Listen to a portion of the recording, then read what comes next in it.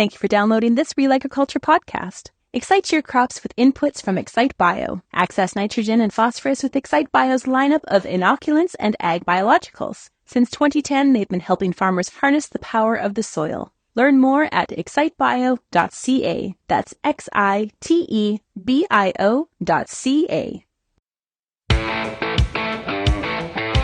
It's time for RealAg Radio on Rural Radio Channel 147 on Sirius XM.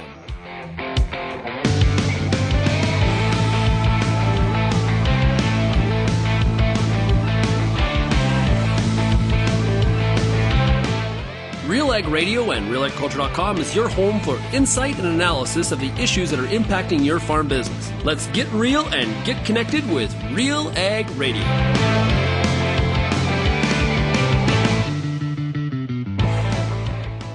Welcome to RealAg Radio here on Rural Radio 147, Sirius XM. Shaun Haney, your host here on this Wednesday midweek edition of the show. Thanks so much, everybody, for making RealAg Radio and Rural Radio 147 a big part of your work day. It is great to have you here. Also, a shout out to everybody listening out there on the RealAg Radio podcast, okay? Please continue to tell your friends, your family, your neighbors, anybody that you know that loves agriculture, Canada, the U.S., or beyond. We're always looking for more and more people to join us. Our audience has been growing leaps and bounds, and we continue to welcome everybody into this Real Agriculture community. Today's show is brought to you by Bayer Crop Science and Huskie pre-herbicide. Now, do you have some hard-to-tackle resistant weeds? Huskie pre-herbicide is a great option for you. Okay, we're going to hear from Ashley Smith from Bayer Crop Science a little bit later on in the program, and you can find out more also by going to cropscience.bayer.ca. Go down through the product pages, and you'll find Huskie pre-herbicide. We're going to hear all about it today from Ashley. Also on the show today, we've got Brian Voth from IntelliFarm. He's going to talk about the markets. We've got some Canadian Farmer Sentiment Index information we talked about this a little bit last week in terms of how farmers feel about the direction of the market. We're going to get Brian's opinion on it. Farmers a little bit bullish. What is Brian? Now, Brian's usually a bear. So what kind of attitude is he bringing today? We'll also talk to Eugene Ng. He is with MNP. We're going to talk about cybersecurity. RealAgri Studies did a study that you participated in, the RealAgri Studies Insights panel, and we talked about cybersecurity. Where are the threats? Where are the holes? Do we have a cybersecurity plan? And if we don't, what should that look like? And we'll also be joined by Jason Lenz. He is the interim chair at Western Crop Innovations. This is the Lacombe breeding station for barley and triticale and crops like that. Jason's going to join us to give an update on what that group is doing. Now, if you have any feedback on today's show, we'd love to hear from you. Send me an email, shaney@realagriculture.com. You can also find us across all the different social media platforms. And make sure you call the RealAg feedback line. The number is 855-776-6147. Let's take a break, and we'll be back with Brian Voth of IntelliFarm right after this. Today's show is brought to you by Bayer Crop Science and Huskie pre-herbicide. There's power, and then there's superpower. Advancing the unstoppable superpower of pre-seed from New Farm. Take control, eliminate weed competition, and start clean in spring. Manage weeds early in canola, cereals, and pulses. Conquer, Goldwing, Thunderhawk, and Blackhawk EVO. Convenient formulations and multiple modes of action. Add more power to glyphosate, more benefits to your burn down. Go to newfarm.ca/burn down. If you're involved in the agriculture industry, it's important to stay informed on all the latest issues affecting your business. At RealAgriculture.com, we offer fast, reliable news, information, and insights to help you keep on top of all of the latest in Canadian agriculture. Visit RealAgriculture.com and sign up for our free daily newsletter covering everything from news, agronomy, animal agriculture, and much more. Visit RealAgriculture.com/subscribe today. I'm Lindsay Smith from RealAgriculture.com. Join me Monday nights for The Agronomists, a 1-hour live and interactive show broadcast across YouTube, Facebook, and X. Monday nights at 8 p.m. Eastern, I host expert agronomists from all over the country to give you answers to some of the toughest agronomic questions. Join us live or catch the replay Tuesday morning. That's The Agronomists with me, Lindsay Smith, Monday nights live at 8 p.m. Eastern. Welcome back to RealAg Radio here on this Wednesday. It's now time to talk markets. Today's show is brought to you by Bayer Crop Science. We're going to hear from Bayer here in a little bit. But first, let's talk markets with Brian Voth of IntelliFarm. Brian, it's great to chat with you again. Thanks, Shaun. How are you? Okay, last week we talked a little bit about our Canadian Farmer Sentiment Index and the results, and we have a market component of that index. And one of the most volatile components of the index is always which direction is the market headed. Now, it happened in mid-October when we did the study that farmers were feeling a little bit more bullish. It was, I think, a 121 out of 200. So what did you make of that? Because I know you watched that video and read some of that report. Yeah, I found it kind of interesting because immediately when I saw some of those numbers as it pertains to the marketing side, that it immediately reminded me of that old saying that everything is always the most bullish at the top and bearish at the bottom. And, you know, with marketing and commodity prices being such a big concern. And then also the second part of that was looking at the forward-looking part. Like, not a whole lot of optimism when it came to commodity prices going forward. And it immediately reminded me of this, is that are we at this stage now where everybody's most bearish at the bottom? And, you know, you and I have talked for the last number of years, and you've known how negative I've been for the last probably about 2.5 years now. Bearish Brian has left the building. Oh, breaking news, everybody. Whoa. Okay, now I'm fascinated. You might have to retire the grizzly bear label now, I guess. I don't know. But Brian Voth, the great market bear. Have you totally, are you, okay, so not being like a growly bear is one thing. Are you like, have you changed? Are you like a calf, like you're neutral, or are you turning into that bull? No, it's more, I suspect, and we can talk about this more, but I think we are setting ourselves up into a sideways market for the next while. And I think we have found our floor price. The one asterisk I put on that one is soybeans. But I'm cautiously optimistic is how I've been telling clients that we have actually found our new long-term low or our new long-term floor price. Okay. So when you look at December corn at a 428, roughly, with all of the bad news that's been circulating and, you know, the talk, I had people on here talking about a low 3 handle on corn. Might have been you. I'm curious what those same people were saying 18 months ago. Well, the fact that we're still at 420, around 4 1/4 is, I keep on looking at it as, boy, we've held pretty well considering how much, you know, bad news has been circulating that market. I agree. And again, I'm going back to, I'm pretty sure it was last spring or early 2023 when corn was still at a 5 something handle on it. And I said my downside objective on corn was 390 a bushel. And it looked absolutely ridiculous to say that. And actually, even that didn't hold. Like I think on the nearby chart, we hit like 363, something like that. Right. And then we bounced up from there. But 390 was the old highs from 2014 to 2020, like give or take. I mean, there's a few highs, or there were a few higher highs in there, but for the most part, 390 was a tough resistance level. And going on this old idea that old highs become new lows, that's what I was basing on that, along with the fact there's some technical signals showing signs down to those levels. So when we hit 390, on the one hand, I felt vindicated. On the other hand, it kind of sucks because I knew what it meant to be right at the same time. So I'm cautiously optimistic that this 390, I mean, like I said, we did drop a little bit lower than that, but 390-ish on the bottom end will hold on corn. But don't get me wrong, not being bearish is not the same as being bullish. No, I get that. And I love chatting with you, Brian, because you just lay it on the table. Like you're an open book and you're comfortable enough in your own skin. Here's what I believe at this time, and you say it. And once in a while, there's analysts that, you know, don't really want to say how they feel, right? So I'm curious, if you, knowing today, like if you were to go back in time and think about it 12 months ago or some period in the past, and you think to old Brian, what would current Brian say to past Brian in terms of what you might have missed at that time during your analysis, or what changed? In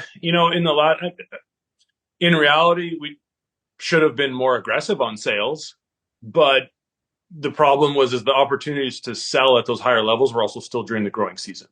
And so you've got to manage the price risk with the production risk.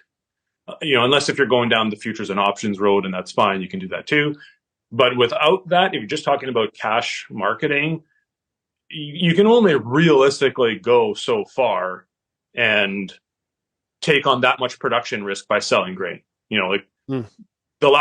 Since basically spring of 2022, everything should have been sold for the foreseeable future in the spring of 2022. Really. Yeah. But again, is that realistic? No, it's not.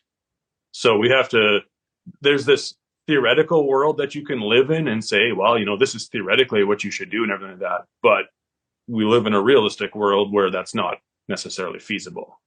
What's your thoughts on farmers saying, the other metric we have is confidence in your marketing plan. So your ability, no matter if you think the market's going up or it's going down, what's your confidence level in your ability to manage your risk or, make the sales or not at the time? We're about a 91. We're a little bit up from July, which was, I think, about an 83. We've kind of been sort of sideways trading here as we've seen the outlook on the markets really bounce all over the place. Confidence is somewhat stable, although slightly negative. I always say, I am sympathetic to farmers at this time with, how much uncertainty there is out there, but I don't think a 91 is that bad. What are your thoughts? No, I don't either, because there's being confident, and then there's being overly confident and having no clue what you're actually doing, I guess. And right. Then knowing what you're doing, but not being confident about it. So I think to be in between there somewhere is maybe not the worst thing. But also just, I guess, leaving room for that. What if I'm wrong about my thoughts on things? Right. And again, in a realistic world, that's why we incremental sell, because things can and always do change. And right now, I feel like we're more in a political environment, or getting into one potentially, and that becomes very challenging because fundamentals can take a back seat at that point. Well, I'll give one to you. I'll give a scenario to you. We get to March and hits Bloomberg and hits Reuters and all the news services that there's a ceasefire between Russia and Ukraine. That would be a negative from a market perspective, or how does the market read? That's an example of a news piece that could happen, or it could be, there is zero chance this is ending, which is kind of the status quo. But there could be some sort of a big flip like that where, big news hits the market, and the market's got to chew on it and deal with it. But that's one example, right? Yeah, and that one, given how long this has gone on, there would likely be some knee-jerk headline reaction to that. And it would be one thing if, wheat prices, corn prices were still up at multi-year highs. Then the risk would absolutely be weighted to the downside. At this point, given that everybody's kind of figured out how to move on and whatnot, and the world hasn't stopped turning, Russia's still growing wheat and shipping it out, and regardless of whatever sanctions and restrictions there are. Ukrainian farmers are still growing crops. Yes, it's not as much as it used to be, and it'll take a long time to, demine fields and get all that stuff back into production. Long term, it should be a negative thing. But again, the market has moved on, and where the prices right now say that this is not an issue. So what's a geopolitical factor that moves the market? A tariff war between China and the U.S. would be one. That seems likely, doesn't it? Well, they're politicians, so I take everything with a lot of salt. But fair enough. It's the most realistic one, and I say that's why I said right at the beginning, I'm putting an asterisk beside whether soybeans have found their floor price or not, because they're the ones that the soybean prices are the ones that are most susceptible to a downside correction, especially when you look at the fact that the balance sheet is like more than adequate. Yes, it's a little tighter after the report on Friday than what it was, but when you look historically, the ending stocks numbers in the U.S., which, by the way, are accounting for, I think it was like a 6% increase in soybean exports year over year already, the balance sheet is well padded. And so if a tariff war were to start, China could very quickly do this to the U.S. again, just like we saw in 2018. Yeah. Tariffs on Canadian canola. Well, this is a week where Minister Macaulay is supposedly in China. Are you expecting tariffs on Canadian canola going into China? Sorry. Just got a phone call there. Am I expecting tariffs? I don't. This one is really weird to me because, like, people have been talking about this for months, and yet there is nothing official out there at all, aside from China launching this inquiry. And I look at this and I say, I mean, on the one hand, the canola balance sheet is tightening up. There's no way that Stats Canada isn't going to lower production numbers in 3 weeks when they come out with that. So that's a bullish factor compared to what we see today. Whether or not China buys it or not, or does put tariffs on or anything like that, I'll say this. If China puts tariffs onto Canadian canola, they weren't going to buy it in the first place. Because if they do it, they don't need the product. Right. And in 2018, with the tariff war between U.S. and China, it was the exact same scenario. That was the same time that they were culling hog herds with ASF and everything. So their demand for soybeans and soybean products was plummeting. They were in the perfect position to go toe-to-toe with Trump on tariffs because they didn't need to buy the product. Yeah. The other commodity that's very susceptible to a U.S.-China trade war is, and I'm not going to ask you to comment on the cotton market, but it is cotton is definitely one of the commodities that I've learned over the course of this year, talking to different analysts that focus on cotton, is heavily exposed because of how much cotton is the U.S. cotton market is reliant on the Chinese market. So, hey, Brian, this has been fantastic. I really appreciate it. Love every time you come on. It is so awesome to hear as we get a little bit closer to winter. You know, this is typically when bears go into hibernation. So it's nice that you have done that with your own soul and you have moved over to a little bit of a kind of a neutral, you're sideways trade kind of a guy. I like this. I like sideways trade, Brian, better than bearish, Brian. Well, I mean, sideways after the last 2.5 years might look bullish. I don't know, but yeah, well, it's all perspective, right? There is that. Well, hey, Brian, thanks a lot for joining us here today on RealAg Radio. Thanks again, Shaun. Hey, we'll be back with more of RealAg Radio, brought to you today by Bayer Crop Science. Make your neighbors envious with CDC Envy CWRS. Introducing CDC Envy CWRS, the latest wheat variety now available for Plant 25 from Alliance Seed. This semi-dwarf wheat delivers impressive yields, early maturity, outstanding standability, and a robust disease package. With CDC Envy, your wheat crop will be the talk of the town. Learn more and find your nearest retailer at allianceseed.com or call 1-877-270-2890. If you only listen to RealAg Radio, you only get half the picture. For greater insight into the issues that affect farming, tune in to RealAgriculture.com. Crops, livestock, machinery, farm management, and the markets, even food and travel.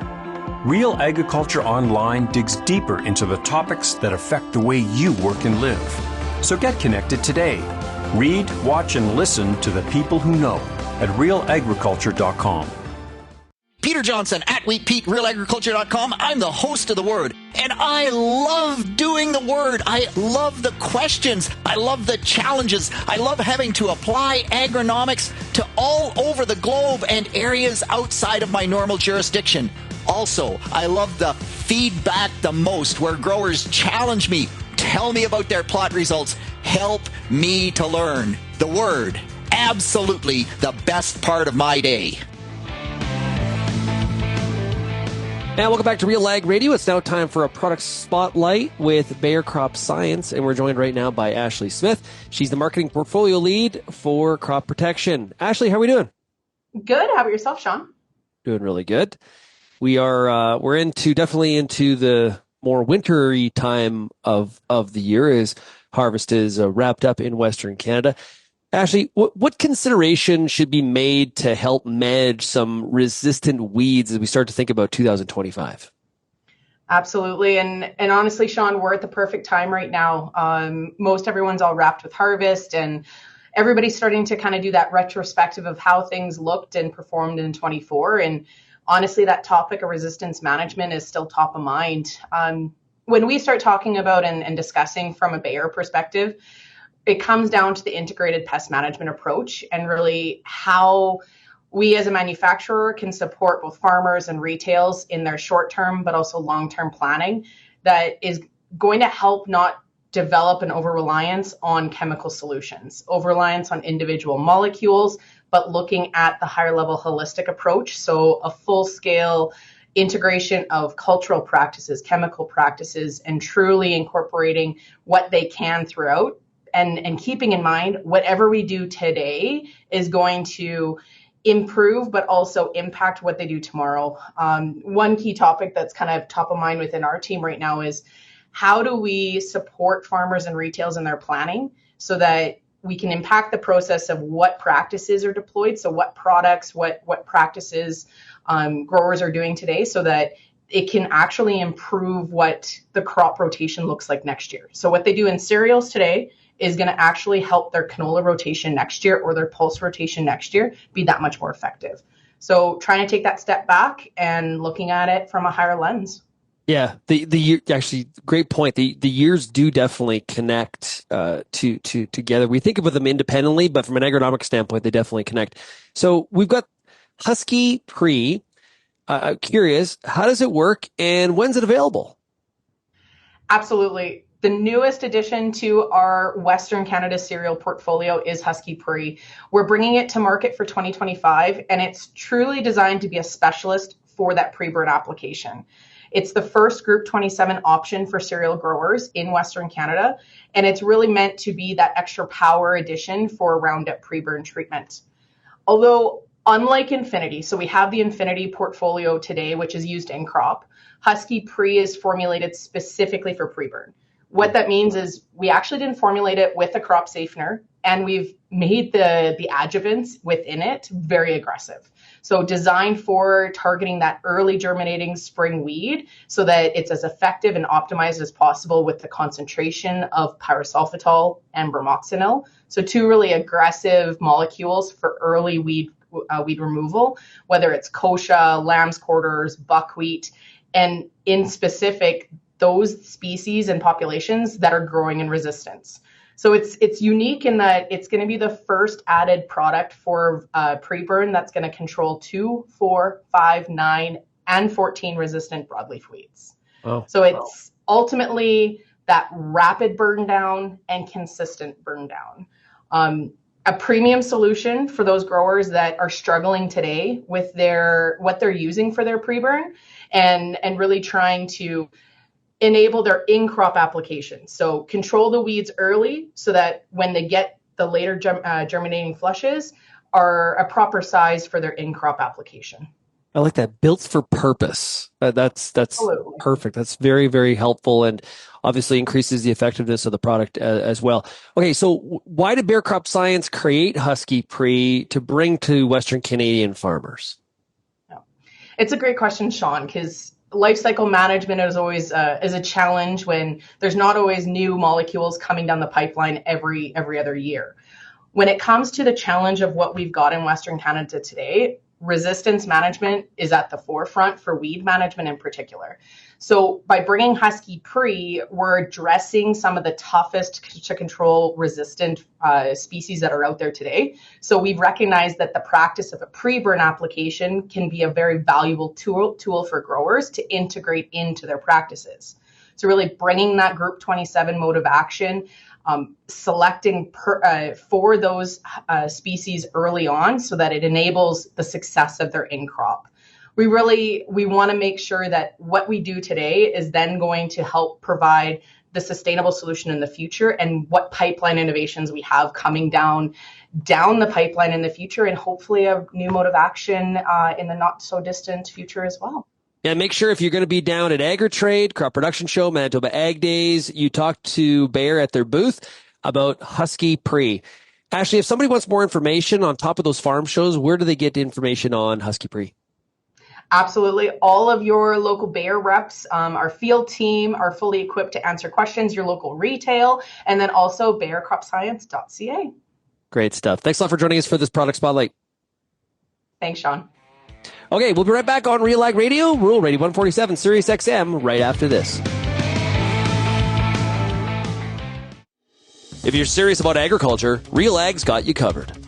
For over 10 years, we've listened to and shared what producers have to say about everything from policy to agronomy from coast to coast. Keep up with the latest in Canadian agriculture at RealAgriculture.com through daily newsletters and check out our YouTube channel.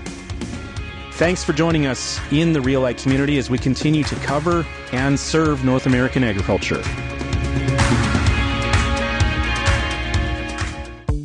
There's a reason we call it the Corn School. Videos on everything from planter setup to weed control, field trial results, and the latest yield strategies. The Corn School on RealAgriculture.com has the information and advice you need to help you succeed. Brought to you by Pride Seeds and BASF. Corn School episodes are available at cornschool.com, from realagriculture.com, or as a podcast in your favorite podcast app. Check out the latest Corn School episode today.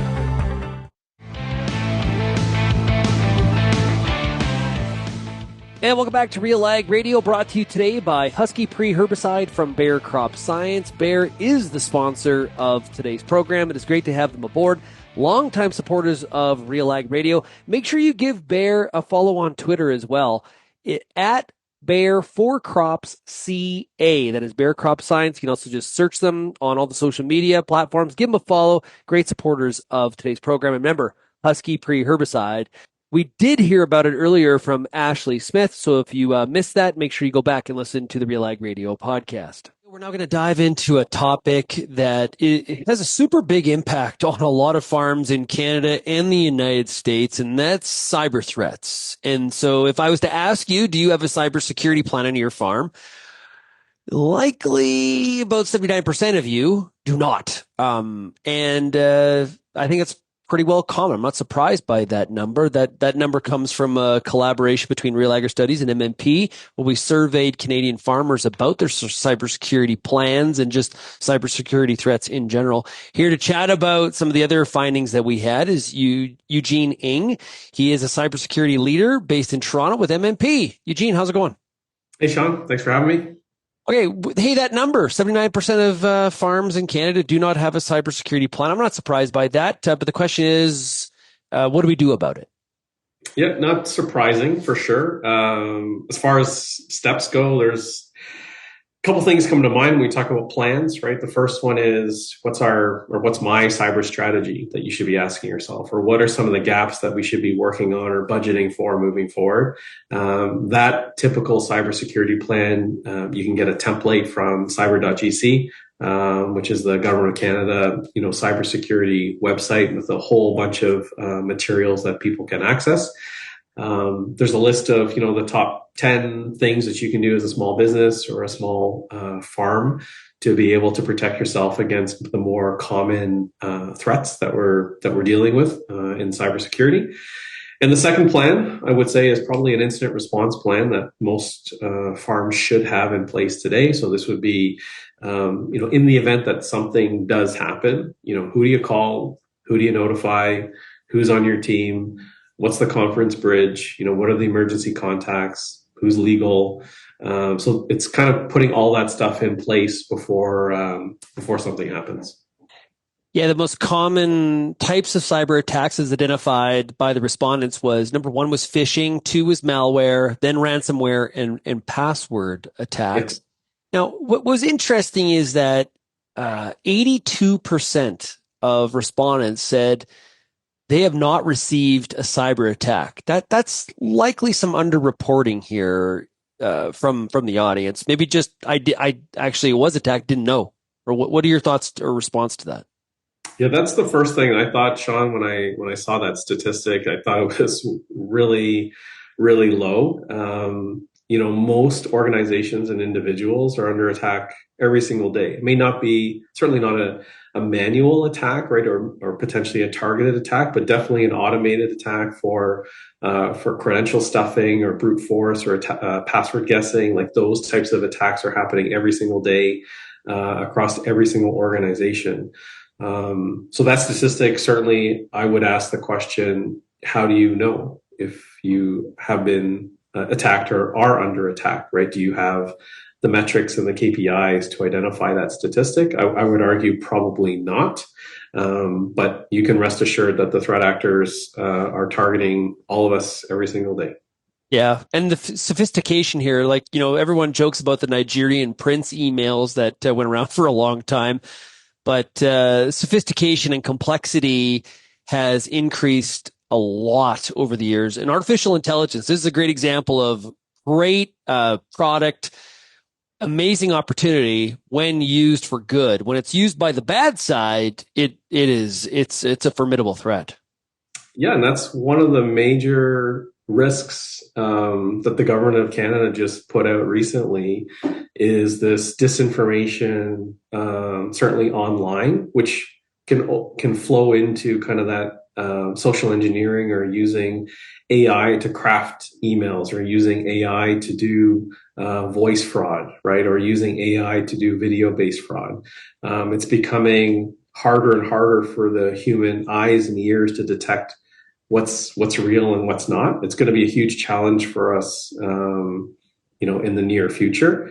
And I'm not sure how we're going to be able to prevent against it. So it comes down to looking for those tells, right? Are they asking me for an urgent action? Are they asking me to transfer money? Are they asking me to change my credentials or my passwords? Like these are the items that we should be focusing on rather than the delivery mechanism.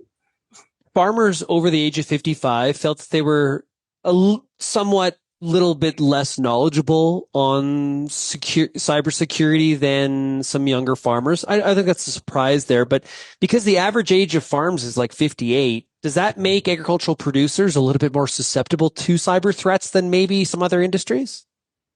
It's possible. I mean, it's also reliance upon technology. And I think from what we've seen at M&P, farms are moving more and more to internet connected operations, right? To to feeders, to ventilation, to automating a lot of the processes that are happening.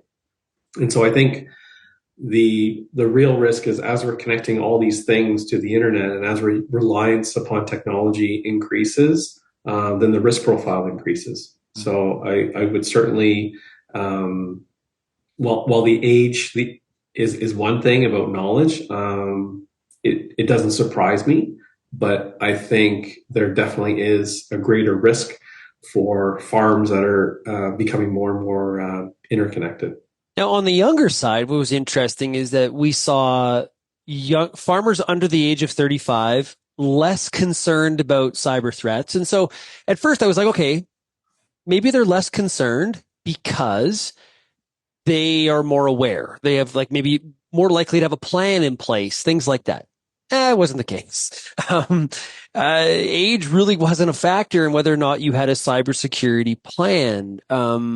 Is this common amongst younger people that they're not as concerned about this? What would lead to that data point? That's a great question. I wouldn't say age is necessarily a big factor in having a plan. I'm even thinking for most individuals don't have a cyber plan for themselves, right? So we're talking kind of that the small business, right, to have a plan. And I would say outside of the requirement to have it for cyber insurance, not a lot of small businesses or farms in general have an incident response plan. So the age for me doesn't really surprise me. I think it's more the size of the operation that typically wouldn't have a plan in place. It was interesting when we looked at farm size. The smallest farms had the highest, they felt they had the highest level of knowledge when it comes to cybersecurity, which, is very fascinating. The other thing we saw on the other side, the larger farms more concerned about their susceptibility, concerned about their lack of knowledge, and very aware, more so than other farms, in terms of the awareness of, if attacked, the dramatic impacts that could come with that. I found that to be kind of fascinating if we lump all that together for larger farms. Yeah, for sure. It was an interesting data point for me too. I would think the larger farms have a higher reliance potentially on applications, systems, internet connected devices, dealing more with recurring or electronic payments to kind of key suppliers. And maybe they've seen, because that was another statistic, right, is how many of your suppliers have been impacted by a cybersecurity incident. So that kind of feeds into that as well. And I would say just reliance on managing a larger operation, right, with other IT systems, with other software applications that they're dealing with. And they've probably seen and heard other stories from other farms or other vendors that have had a cyber incident. And because you have such a large operation, in the event of something happening to the key systems, the impact's going to be much bigger. Yeah, more touch points. I was thinking more users, like more likely to have more family members involved, more likely to have employees. With every user, you're increasing the risk exposure. You had mentioned the data point about businesses that you work with. And we asked farmers, has a business you work with received a cyber attack in the past 12 months? 48% said yes. Yeah. And that really contradicts the 80% that said that they've never suffered a cyber attack themselves. True. Right. Because if the business you're working with is attacked, you're kind of attacked too. Because if you have any information in their system, you have vulnerabilities there. Exactly. Yeah. Resources, Eugene.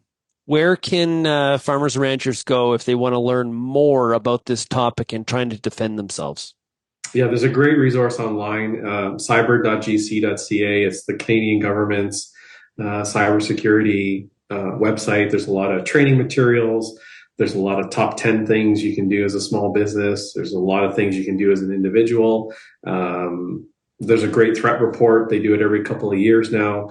The most recent one for FY or calendar year 25 and 26 has just been published and uploaded there as well. Great stuff. Well, we'll be talking more about this really cool collaborative study that Real Agri Studies, the market research arm of Real Agriculture, did with MMP. It's been great to break it down with you, Eugene, and it's going to be a topic on a future Mind Your Farm Business episode as well. So, Eugene, thanks for joining us. All right. Thanks, Shaun. That is Eugene Ng. He is with MNP based out of Toronto. He is their cybersecurity leader for the farm. We'll be right back on RealAg Radio, brought to you today by Huskie Pre-Herbicide from Bayer Crop Science.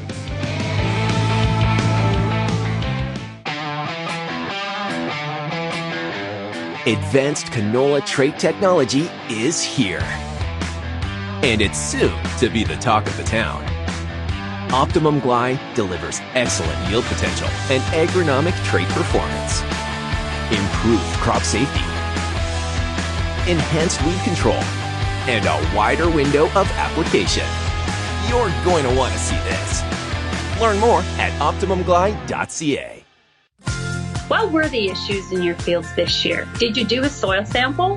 What is your soil sample telling you about some of the nutrient issues that you might be having going into next year? What herbicides did you use? What residues you might be concerned about? What weed issues did you have? What crop residues did you have? How well do you know your fields? Get the answers to all the questions you have about your pulse crop at the Pulse School on RealAgriculture.com. And welcome back to Real Ag Radio here on Rural Radio 147 to Sirius XM. Remember, today's show is brought to you by Bayer Crop Science and Huskie Pre-Herbicide. Okay, let's talk about what's happening on the crop side from an innovation standpoint, breeding, interesting things at work in the province of Alberta. We're joined right now by Jason Lenz. He is interim chair of Western Crop Innovations. Jason, how are we doing today? Very good, Shaun. Yeah, nice sunny fall day, and we can't complain about the fall weather we've had. Absolutely not. It's been, we were saying during Halloween week how soft these kids were getting. They don't know what minus 30 Celsius is during trick-or-treating, and That same weather is carried on here through to the middle of November. No one's going to have any excuse if they don't have their fall work completed this year. That's exactly right. It's been another nice fall, and we've had 2 or 3 nice falls in a row, so it always makes it a little bit more enjoyable on the farm. Indeed. Okay. First of all, before we get into some of what's going on here and the strategy, for some members of our audience that don't know what Western Crop Innovations is, give us the elevator speech. What are you doing? Yeah, I can sum that up very quick, Shaun. So Western Crop Innovations is the new organization that has came out of the Field Crop Development Center that's been based in Lacombe for 51 years. The Field Crop Development Center was started in 1973 as a breeding center for primarily barley back then, and was run by government up until 2021. And then it was passed on to Olds College. And Olds College was asked by the provincial ministry the provincial ag ministry to take it on as far as managing that center, and it was on a 3-year contract or 3-year agreements. And after the end of that 3 years, Olds College says they didn't want to continue on managing that center. And Minister Sigurdsson listened to stakeholders at the end of January of this year, and they all told him that we need to keep that center viable, and with the focus on doing more than just barley breeding there. The focus would be on providing some agronomic research that we've lost here in the province of Alberta. So we're well positioned to take on some of that right now. And that primarily includes some of the regional variety trials that are so important to farmers, that they feed data into the Alberta Seed Guide, for an example, on new varieties. So we're positioning ourselves to take over that program, which is very important. And that's kind of where we're at. It's a nonprofit corporation that was set up by Minister Sigurdsson as a new entity, and Western Crop Innovations was a name that he actually picked out of a list of 3 finalists, that we let him have that honor. And he placed 3 farmers on the interim board. So basically ministerial appointees. That includes myself, Darcy Hillgartner from Camrose, and Dr. Fred Lozman, who is kind of our beef specialist or beef guy on the board. Fred farms down at Claresholm. It's been very much a team effort, and our first job was to find a new executive director for WCI, and we did a bit of a search, but we came up with Mr. Mark Olson from Osborne Interim Management, and Mark is well known in the industry from his past role with Alberta Wheat and Barley and amalgamation with Alberta Grains. So Mark is one of the hardest working guys that I know, and he has punched above his weight here for us over these last 7 months. Now, who is funding the organization now then? Yeah, good question. So along with Minister Sigurdsson's commitment to setting up a new organization, the province of Alberta is funding us to the tune of $1.2 million for this transition year. This 2024 year, to help us get transition from Olds College into our own separate entity. We've also received $2 million of funding from ARDAR to basically cover core operations. And one of Minister Sigurdsson's asks of the interim board was to go out to industry and really make this a 3P partnership as far as funding. And we've since done that in the last 6 months, and received significant funding from 4 primary members right now. And those members are Alberta Grains, Alberta Beef Producers, SAS Barley Commission, and SeedNet. So that's a good start for us, but we foresee other members coming online to help support us and the work that we're going to do. But they're all asking for a business plan. And over the last month and a half to 2 months, we've developed that business plan and just released it at the end of October. So we anticipate that that's going to draw some more interest from potential members. And rightfully so. If I was putting money into an organization, I'd want to know what the business plan was. Yeah, that makes a lot of sense. So is the future focus entirely in barley breeding from a breeding perspective? Because I remember Lacombe used to do things like winter trit as well. Have all those things been kind of cut out and you're just focusing on barley, or give us the update there? Yeah, no, we also are going to be focused on triticale. In particular, just spring triticale right now, but we have had some interest from industry getting back into those winter types. Our triticale program is probably the leading one in North America, to be quite honest with you. And the work that's been done there, we're working on getting a new on-list triticale variety registered, which would be the first of its kind, which would be very important for those that are using it for forage for sure. But it's going to be primarily barley breeding, Shaun, with a split of 75% focus on feed and forage barley, and 25% on malts, along with the triticale program. And as I mentioned earlier, doing increased work on agronomy, filling in the gaps that our members are telling us that someone needs to pick up the slack on some of the agronomy that we've lost here in the province, whether that's soil science or just feeding crops. So do you feel that private industry hasn't done enough to fill that gap, and there is still a gap there from some producers' perspective on some of that agronomic extension work? Yeah, I think growers really want to see kind of that third-party, non-biased research being work done, right? And maybe more so just in kind of that small plot work, the proof of concept type of work on some of the agronomy that needs to be done. Certainly, there's some of the major national companies are doing a lot of agronomy work, hired their own agronomists, and are selling their own products, for example. I think growers want to see that third-party independent research being done, and we see Western Crop Innovations as a place that can do that. So one of the big questions right now in the plant breeding, and I go to a lot of farmer meetings myself, as you do as well, you're no stranger to them, is kind of the future of what commercialization looks like. We've had a number of different models in terms of royalty structures and things like that. For WCI, do you have a set program going forward? Will you be doing no royalties or royalties on just the certified seed? Or are you going to go into a trailing royalty program like some have? What are your plans?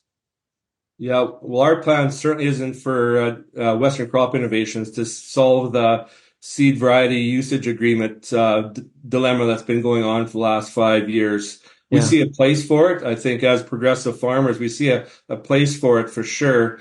But for us, we are going to stay with the system that we have in place, just like the other breeding centers are, with an eye to what is coming down the pipeline as far as any sort of regulation changes to variety developments. I think we have some good examples in place. You look at the VUA that's on a barley variety like Esma. Esma is a variety that's consistently higher yielding than anything we've seen on our farms in Alberta, and it has that VUA tied to it because it does show that return on investment. So that's a prime example and something that we need to have our eyes on. I think all farmers need to recognize the advantages of something like that. But for us, our royalty structure is the same as all the other breeding centers in Western Canada. We're working with the government of Alberta to ensure that the royalties that we generate are coming directly back to WCI. That's a huge positive rather than going back to the finance department of the Alberta government. So they've been very flexible in working with us on that. And certainly that's something our members see as a huge advantage as well. Going back to the beginning of the conversation, you're still looking for more partners, right? You're looking to get more, trying to make this tent bigger. Talk about kind of what your ask is and what you're pushing for. Yeah, so the membership structure that we've determined to be one that can be sustainable, Shaun, is based on, you could say it's pay to play. So we have 5 different tiers of membership, starting with a tier 1 membership that starts at a $50,000 contribution to WCI. and that tier 1 membership goes from $50,000 to $150,000. Tier 2 is $250,000 to $350,000. Tier 3 from $350,000 to $400,000, and so on up to tier 5. So, that's something that we feel is sustainable. That means that even a $50,000 commitment shows a huge commitment and confidence in what we're trying to do at WCI.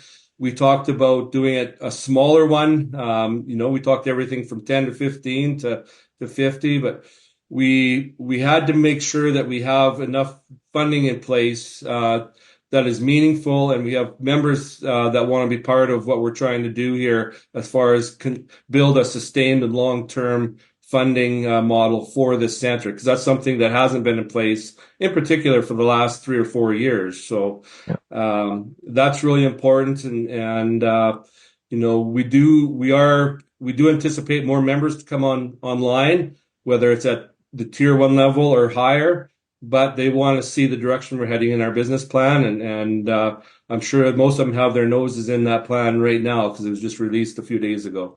Great. We're going to post that plan also for at least what we can of it at RealAgriculture.com as well. So who's the ideal member? Is it farm groups? Is it corporate entities? Is it individual farms? All the above? Who is the targeted typical member here? Yeah, so we obviously wanted to be as inclusive as possible, Shaun. So obviously farm groups, commissions, those are the ones that have their own members that are going to be using the varieties that come out of WCI, for example.